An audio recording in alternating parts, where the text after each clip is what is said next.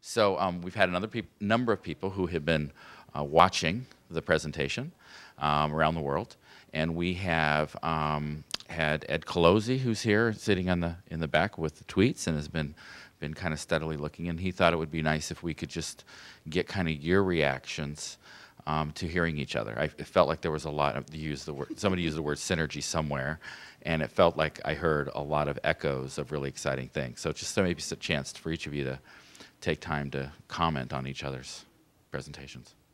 Joan, did you? Well, I thought they were good lead-ins. They were absolutely perfect. I think it's so exciting what's going on in the EU. Even though we can't talk about it, we have to learn different words here.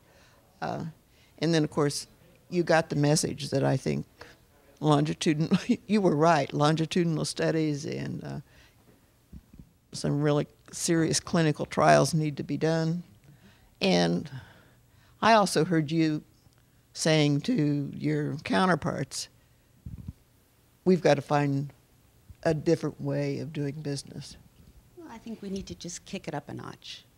That there is some good, solid research that has been done, but we need to do a better job of using more politically relevant outcome measures. Absolutely. And then disseminating those to key stakeholders that are out there. And I think that the issue that comes up, and as I've been working at both levels, and I know Raimo you have as well, is part of it's just the translation and spending more time on translating it in a way. And I think, Joan, you mentioned it at the end. You talked about audiences, and I know you've spoken before about needing to target the message to an audience. And I think if we translate, we have to also decontextualize, because as I mentioned, these systems are filtered through different cultures and economic and political situations. But what we can do is, if we contextualize the terminology, to get the common reference points which we can use. And as Joan mentioned, we are building on the same roots, and we are using the experience. And within the European Union, we had the momentum. There were certain interest groups who were having the same type of interest at the same time. So I think we were lucky from that perspective. And in terms of the longitudinal study, that's something what we also could utilize, that share the experiences and what could be sort of filtered out as common elements that can be then adopted in different systems. Well, and I also think that given the energy that there is in Europe, that you have the opportunity to do that kind of research and evaluation that you were talking about. And that's very exciting. Thank you.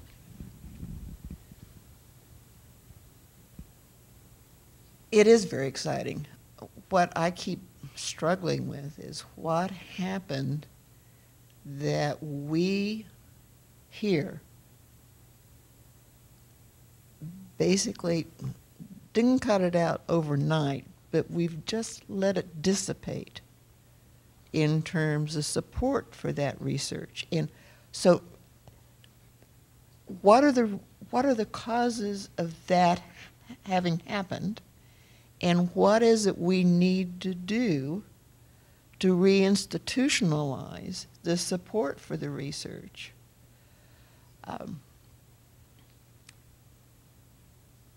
Well, I think, Joan, that you made some really pertinent points in your talk about NDEA and how that came to be, and also how the NOICs and the SOICs came to be. And I think we might need to look back at our history and try to figure out what happened so that those advances could be made. And I also think we can learn from Europe of what exactly kind of catapulted you to the point that where you are, so that we can learn from that and catapult here in the United States also, hopefully, because I think the same thing. I think there has been a dissipation, okay, do we need to take a call? A dissipation of interest, of commitment, and I think we need to look at the whole system and see where we can intercede and maybe make some systemic changes. Can I have a brief comment? You mentioned that, what happened. And I think we have to sort of have a new locus for guidance, because I mentioned that it has been between different policy areas, but it has also been between different discipline areas. So one of the OECD finding was that it has been based on like psychology and education, but there are new disciplines like economics that we should take into account and use this opportunity, guidance as a cross-cutting theme between these, both the policy areas and disciplines. And that gives the sort of the new opportunity, what you were asking for. Did you anticipate, I have a question for you, did you anticipate in Europe that guidance would end up becoming recognized as one of the key cross-cutting themes? You didn't. Yeah. Are there any other key cross-cutting themes that have the same power?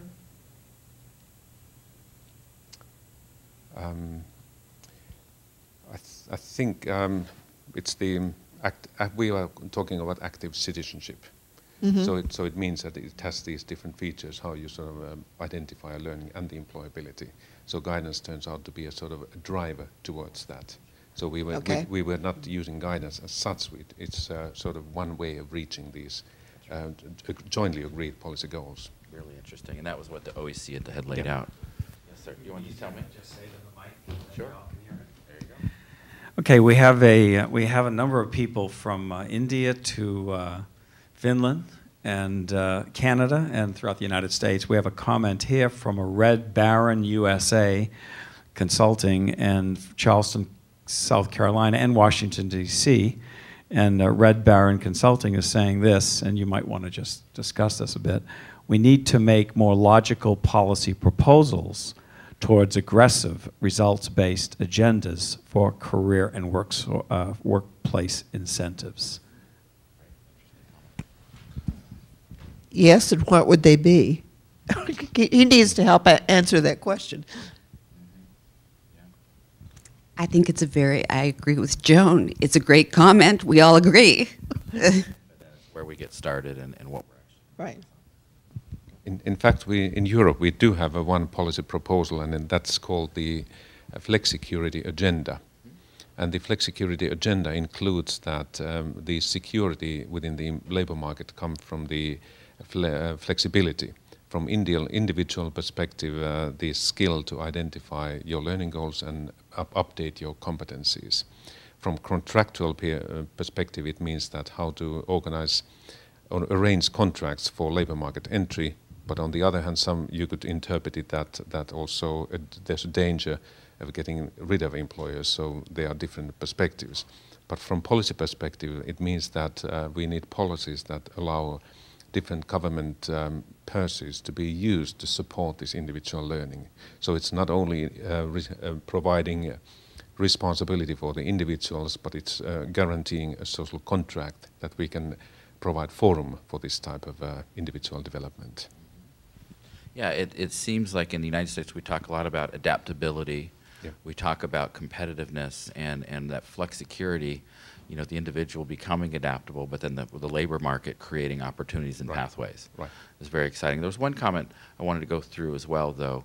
The mention of the focus on the driver not being help the person make the decision, but really this is a common theme that came across both of your talks, the career planning and management. Yep. And not just that you do it, but you come away with the competencies to do it. And I think, Sue, that's something that changes a little bit of the focus from our traditional theories on vocational psychology a bit. I think so, but I think we're moving in terms of social cognitive career theory that if we work with people in terms of their self-efficacy and outcome expectations, that would be like teaching them to fish. And once we teach them to fish, they can fish again and again and again. We are trying also to emphasize this individual career management skills as a competence of lifelong learning that can be learned as such. Did you have a question? Yes. We're going to have you kind of moving. Okay, we have a question here. Roving on Twitter. Okay, so to our illustrious panel, this is from Kumud Ajmani and from Ohio, and he says this to the panel: can clarity of purpose, which you spoke of, in career counseling put us back on the path of innovation? Not alone. I think there'll be several different purposes.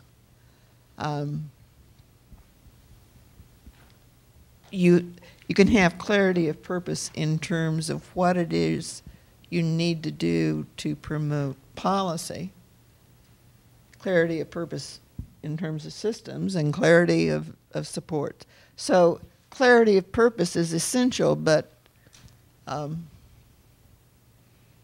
it's in one of the circles that didn't show up in your in your presentation, I think. It was included Right. because the idea of, now I'm asking who sets the goals, and because this has multiple interest groups.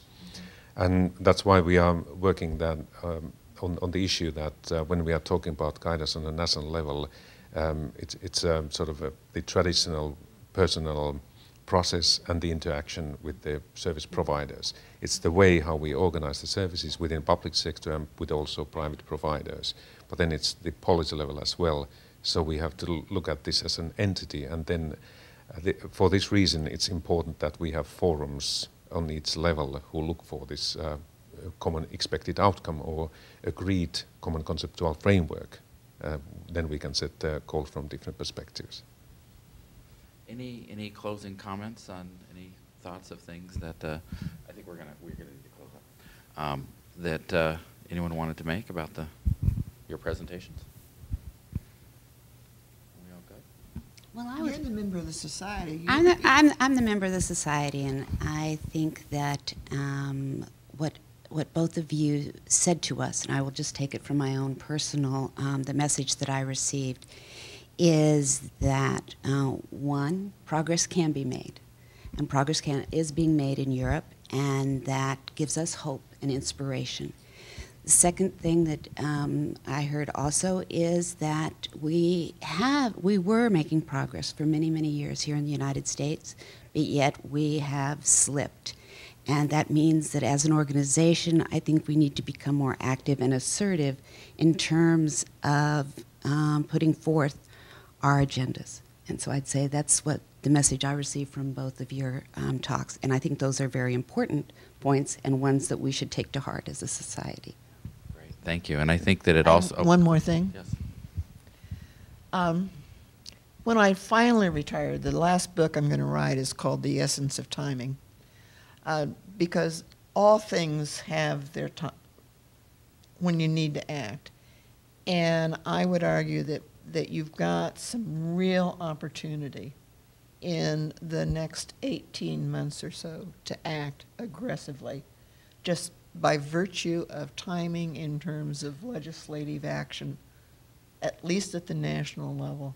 So there's lots of things you can do. So this is not a decade-long exercise for some, at least helping to put the framework in place. Yeah. Well, and I think that what I also heard from it was, it's not the Society of Vocational Psychology alone. We have partner organizations that we're shoulder to shoulder with, but we also have other stakeholder organizations that need to be part of that messaging. And so I think it's an exciting set of marching orders. And we can Right. use our expertise to look beyond. Yes. The same like we work with our clients, so to look at our own sort of field with the same competencies. That's right. Okay. Well, thank you all very much. This was a very, very exciting opportunity to hear different perspectives and get it contextualized within our own research. And hopefully this will be a kind of a jumping off point as we move forward as a society. Thank you.